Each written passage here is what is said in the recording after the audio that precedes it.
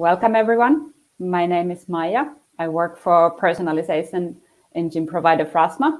And here with me today, I have Ivo Bronsveld from commercetools. Welcome, Ivo. Yeah, thank you. Great to be here. Very excited. Hey, it's so nice to have you here. I'm really looking forward to this discussion. We were just talking that we're both still working from our remote offices, Yes. so there might be drilling or noises. Well, the of piano life. is not in use right now, but yes, it's behind me as well. Yeah, I'm actually home. Yes, so who knows what happens? Hopefully not. Yeah. Let's hope. Let's hope. Hey, a bit of introductions before we get started.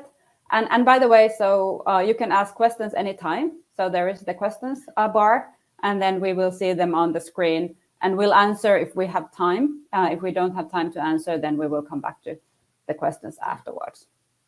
But yeah, my name is Maija.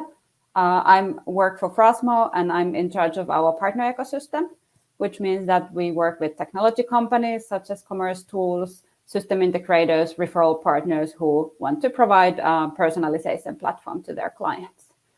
And how about you, Ivo? Who are you and what do you do? Yes, yeah. So Ivo, head of integrations at commercetools, which means that I'm responsible for all things to do with third-party integrations with our platform, and that includes the technology partnerships as well.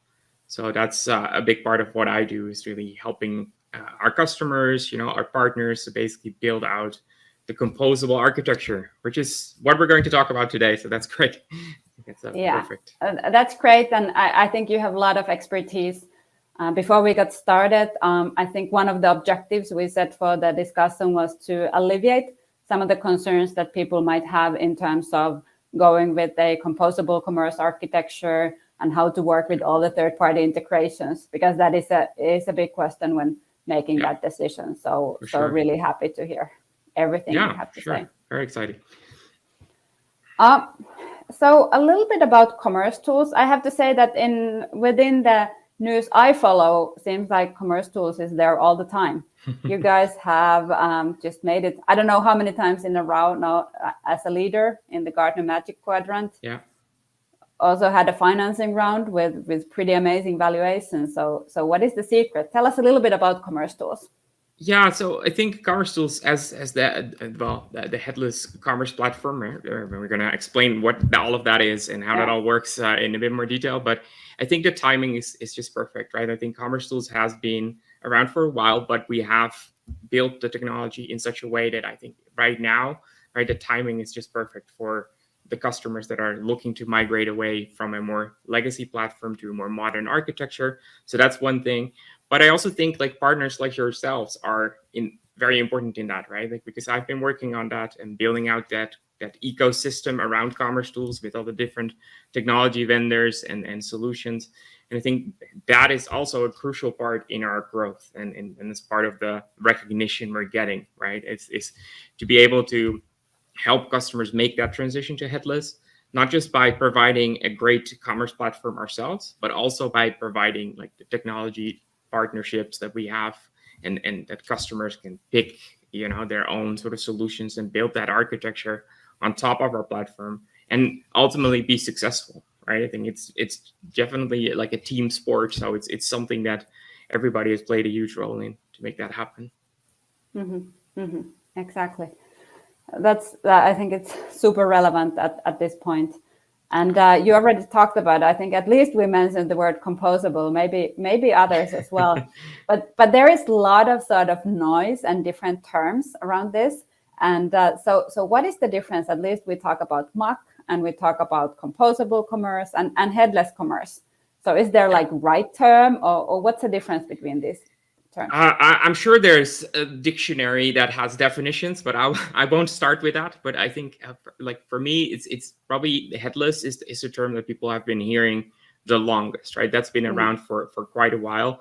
And in a way, headless is effectively a platform in the sense of e-commerce anyways, is it doesn't come with any front end or whatsoever, right? So it's a completely API-based solution, which in the end means that customers can build their own shopping experiences in any way they want. So they can use, obviously build their normal sort of web channels, right? And shopping channels there. You can build mobile apps very easily. You can even build it into robots or cars or something, right? And that headless and the flexibility that it provides, that is a huge part of what makes headless special. Now, MACH is more or less like a continuation of what headless is, but it just adds a few additional sort of criteria to what we feel like a modern architecture should look like.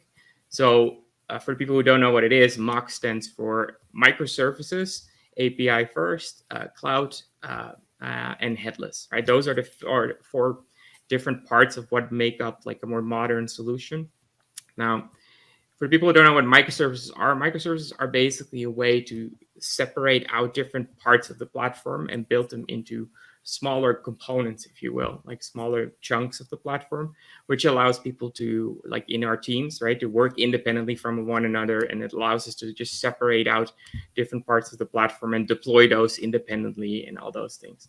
Now, the APIs that in the A from MACH obviously is a huge part in headless as well, right? Because that's where a lot of the functionality comes from. But I think the third one, the C, the cloud, is also very important. Like they have a cloud for like cloud native SaaS solution is incredibly beneficial for customers that are now stuck on more of a legacy platform. And the final part of that question, right? That composable, I think composable in a sense is maybe a terminology or a term that people are not that familiar with. But on the other hand, I think a lot of people have been familiar with the term best of breed. And it's kind of like a continuation of best of breed, I would say. But then with a bit more, almost like it's a bit more supported out of the box. Like I think best of breed has always been possible if you had a lot of developers, right? And you had the expertise to build this sort of stuff. But in this case, with composable, it's more of the mindset to really think about, okay, what are the different parts of my platform that I need? When do I need them, right? Because that's important as well. Do you start with it or do you add it later? Like in that entire mindset and the fact that certain platforms just enable that allow you to just really, build out your own solution rather than having to rely on what the vendor has in the box, basically. Hey, thank you. I think that was a very, very good explanation. And I mean, it sounded like the dream world. Like pick the best parts when you want. You don't need to commit to everything. You can take one at a time, best of breed, whatever you need. So sounds like there are a lot of benefits. But what are the main reasons and main benefits of selecting a MACH platform? Yeah, so if you keep those things in mind, right, and especially the cloud and the headless nature of a solution like commercetools, a MACH-based solution, it allows you to be very flexible. First of all, so as a customer, you can that entire composable thing, but also build the shopping experiences in any way you want. And I think one of the other things, and that's definitely enabled by being a cloud SaaS platform, is that things like upgrades are just a thing of the past, right? So especially with more legacy systems where you first have to make sure that every security patch is there, right? And all these things. With commercetools, because it's a completely multi-tenant SaaS platform, the code is the same for all of our customers. So we can just deploy continuously, and we deploy multiple times a week, sometimes multiple times a day. And that allows the customers to always be on let's say the latest version, the latest and greatest version of our platform, and still have that flexibility and things that don't break. So I definitely think that's one of the key things that is often overlooked in the benefits of a MACH solution. Like the TCO is always a discussion, right? Especially if you go towards more composable, where you say, well, we have multiple solutions we need. But there's also a lot that you get back, especially in that sense, because things like upgrades, you don't have to spend time on that anymore. So that would be definitely something to keep in mind. That's perfect. That's really, really great example and good dimension to think about.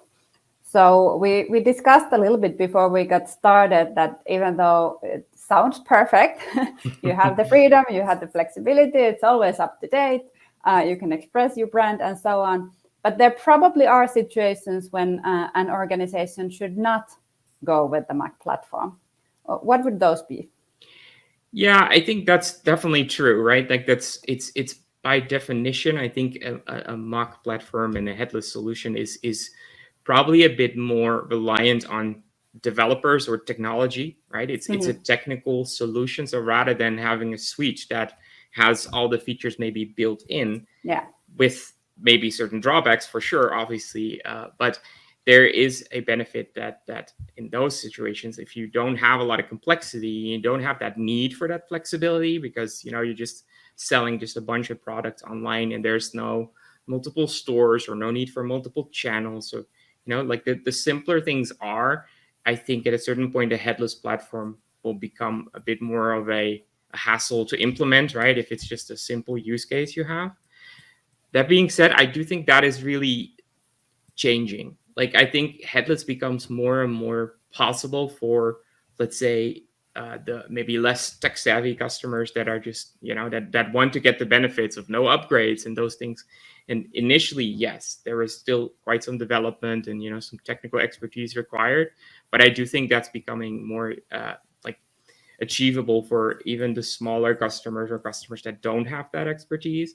And that is also because of partnerships like yourselves, but also like front end solutions, for example, that have like a completely pre-built store UI that you could just deploy and connect it and integrate it into commercetools. So it would lower the impact of having to spend time developing a custom front end. Like, those things exist, and I think that makes headless more attainable for customers that are considering this. But I do think, and especially with composable, like as a customer, you have to be ready and willing, obviously, as well, to take ownership of that roadmap, because you have to think about things like, for example, personalization at one point.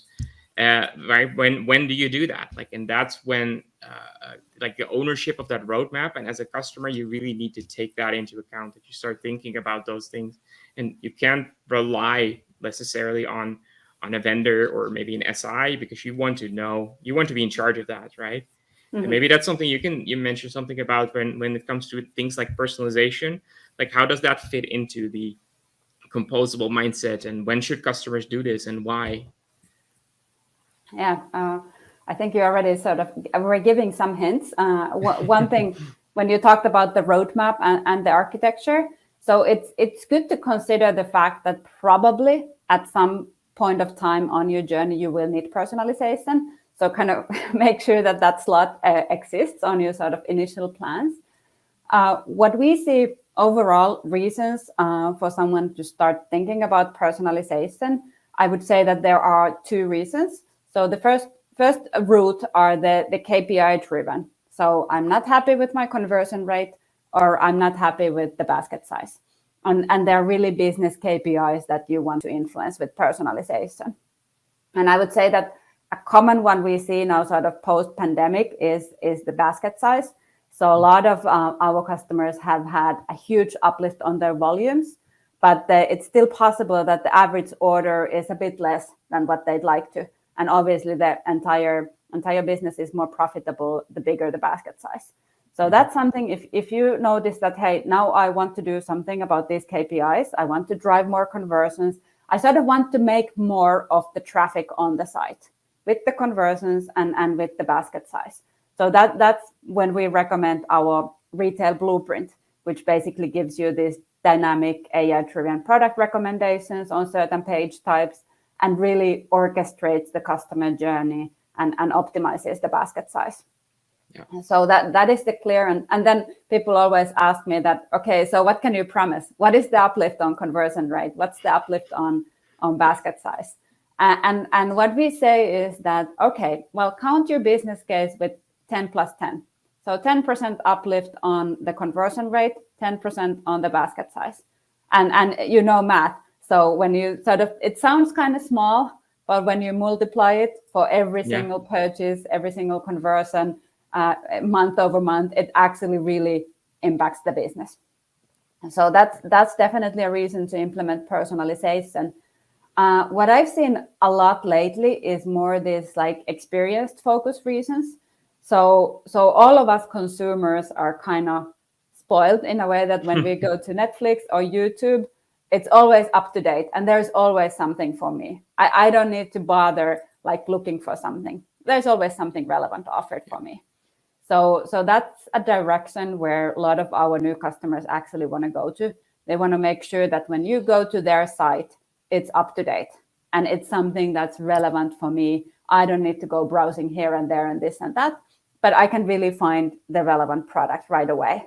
And I would say also relevant content. So that's one thing that keeps on coming up, that the products are enriched with relevant content. And then as a retailer, you also want to be recommending the right content, not like all of it to every single visit. Needs to make sense. So those two, either you want to make an impact on your KPIs, or you want to go more with this like Netflix style experience. That's the point of time when you start thinking about like putting personalization on the roadmap. Yeah, I think that's what we see with our customers as well. I always say, like, there's basically two types of integrations, right? You have the primary ones that basically every one of our customers will need, and that includes things like a front end because we're headless, but obviously payments as well, right? Without payments, you're basically a charity, and that's not really why we're in the business, most likely. So most of the customers will always have to start with those two technologies, but then it becomes very interesting because exactly like you're saying, depending on your goals and what you want to do, is it the experience that you want to focus on, or is it really, just increasing that conversion in, just getting the percentages higher? That's where personalization tools like yourselves come in, and it's incredibly helpful for our customers for sure. Exactly. And as you said, it's really accessible. So Frosmo is fully productized and integrates with commercetools. So it's not a gigantic effort. It's something that's meant to be used by business users. You don't need to be a developer. Anyone. I'm a good test person because I cannot code, and I can use Frosmo very well, and I can do optimization and all that. That's perfect. That's good. Yeah. Yes. And now I would say that now, probably in this situation after the pandemic, I don't know, can't say maybe it's over, but at least it's slowed down a bit. I think many retailers are making big decisions about their architecture. And I don't know, is it now easier or more difficult than before? Because I think there are a lot of different options there. But what do you think is the future of e-commerce architecture? And what would someone need to take into account when making a decision right now? Yeah, I think that's a great question, and it's obviously a very hard one to really predict the future. But I would expect that technologies like commercetools, but also like especially things like headless and the MACH principles, I think they will become almost like a standard in a lot of the third-party solutions, as well as the commerce platforms. I think the growth of commercials, but also like competitors of ours that have similar offerings, for example, you see definitely that headless is becoming more of a thing that customers are looking for, and that especially if it becomes, let's say, easier and more and more achievable, and also for business users that the tooling works seamlessly. I think the more that happens, I think that adoption will just grow and just become like the standard for customers for sure. For people that are considering like a replatforming, for example, there's a couple of things that I would say. First of all, and that's definitely like a unique part of let's say implementing commercetools or migrating to commercetools, is that you by no means have to do everything all at once, right? And that's part of the composable mindset already, but also like you don't have to migrate everything in one go. We see plenty of our customers that are going away from their legacy systems, and then they keep that in place and then use commercetools for example, just the cart and the checkout functionality. And then step by step, they just migrate more, and maybe, the customer profiles or the product storage, like our PIM system versus the legacy systems. Like in that, the fact that you don't have to do everything in one go, I think will also definitely help making things more achievable. So if you're at the point right now that you're considering replatforming to a more modern commerce stack, I think the fact that you don't have to do it all at once is definitely helpful. And that's what we've seen with customers during the pandemic that made that switch because of maybe performance reasons, or the fact that they were just struggling to innovate with basically new business models, right? Maybe that suddenly they had to do click and collect rather than just getting people into the stores. Like those things weren't always easy to do, but with like a platform like commercetools and the fact that you could just have a more gradual migration, you could start with those features, for example, and then add things later. So I would say it's definitely like, if you have no experience in it all, like it's definitely going to be a project, right? It's not going to be like very simple overnight that you can just do all of this, but I do think it's becoming easier, and also you don't have to do it all at once, so it's not as scary as it might initially seem. Hey, I think that's a great way to wrap up this discussion. So it's not as scary as you might think, right? Exactly. No, it's great. So now what we're pretty much done with the discussion. Our contact information is on the screen. If there are any questions, you can send them via email, or you can contact us by other means. What's the best way to reach you, Ivo? Is it email? Yeah, I would say so. Like I do get some invites here and there on LinkedIn, but I'm just not the best person in following LinkedIn for some reason. But yes, I think email would be easiest, but obviously I'm on LinkedIn right now, so also that would be a possibility for sure. Great. So same with me, email, phone, LinkedIn, and definitely our company websites. And then you guys have a great marketplace. Frosmo is also on the marketplace. So you can exactly find some documentation and more information there. For sure. Hey, thanks so much. Yes, thank you as well. It was great. It was so nice speaking with you. And I thank everyone who was on the line. And we'll continue from here. And I'm wishing you the best of success. Yes, you as well. And have a great day. Thanks. Thanks, everyone.